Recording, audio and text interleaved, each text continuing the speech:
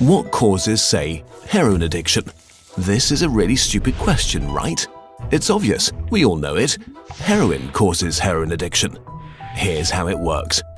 If you use heroin for 20 days, by day 21, your body would physically crave the drug ferociously because there are chemical hooks in the drug. That's what addiction means. But there's a catch. Almost everything we think we know about addiction is wrong.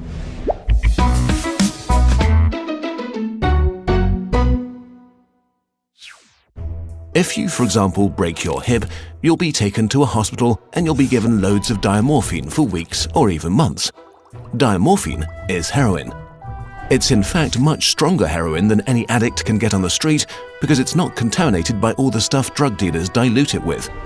There are people near you being given loads of deluxe heroin in hospitals right now, so at least some of them should become addicts.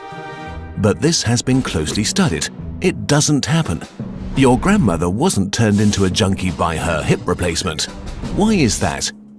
Our current theory of addiction comes in part from a series of experiments that were carried out earlier in the 20th century.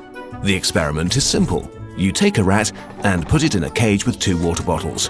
One is just water, the other is water laced with heroin or cocaine. Almost every time you run this experiment, the rat will become obsessed with the drugged water and keep coming back for more and more until it kills itself. But in the 1970s, Bruce Alexander, a professor of psychology, noticed something odd about this experiment. The rat is put in the cage all alone. It has nothing to do but take the drugs. What would happen, he wondered, if we tried this differently? So he built Rat Park, which is basically heaven for rats. It's a lush cage where the rats would have colored balls, tunnels to scamper down, plenty of friends to play with, and they could have loads of sex, everything a rat about town could want. And they would have the drugged water and the normal water bottles. But here's the fascinating thing.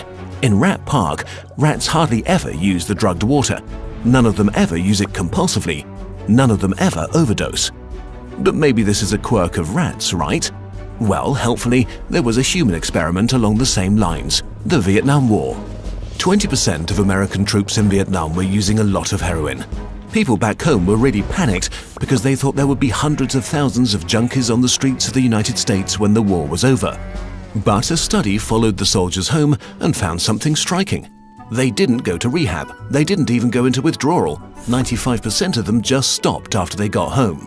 If you believe the old theory of addiction, that makes no sense. But if you believe Professor Alexander's theory, it makes perfect sense.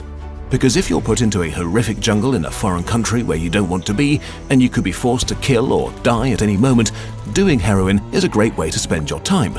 But if you go back to your nice home with your friends and your family, it's the equivalent of being taken out of that first cage and put into a human rat park.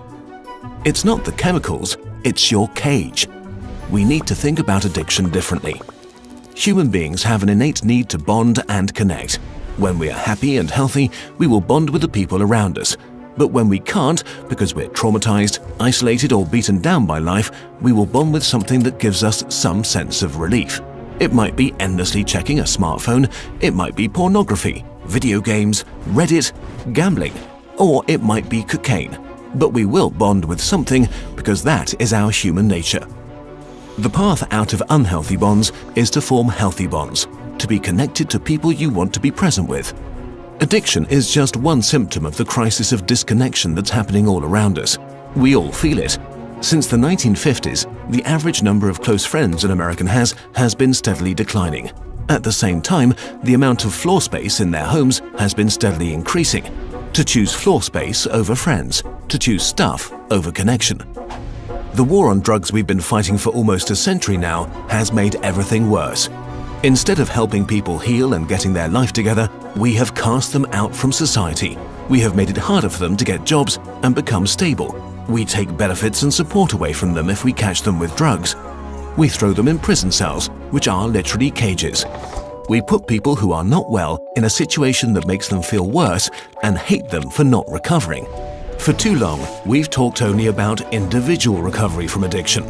But we need now to talk about social recovery, because something has gone wrong with us as a group. We have to build a society that looks a lot more like Rat Park and a lot less like those isolated cages. We are going to have to change the unnatural way we live and rediscover each other. The opposite of addiction is not sobriety. The opposite of addiction is connection. This video is a collaboration with Johann Hari, the author of the book Chasing the Scream: The First and Last Days of the War on Drugs. He was very kind to work with us on this video to spread the word. We recommend that you give the book a try. Our videos are made thanks to your support on patreon.com. If you want to help us make more of them, we really appreciate your support. We made an interactive version of this video together with some friends. See the link in the description.